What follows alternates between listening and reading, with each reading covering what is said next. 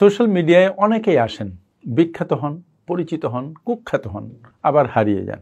অনেকের follower base অনেক বেশি, মিলিয়ন মিলিয়ন ফলোয়ার বেজ।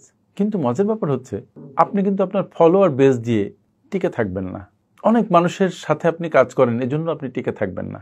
বরং আপনি মানুষের মনে জায়গা করে নিতে পারবেন যদি তাদের কোনো সলিউশন করেন, কোনো প্রবলেমকে আপনি অ্যাড্রেস করেন এবং তাদের জীবনে আপনি ভ্যালু অ্যাড করেন।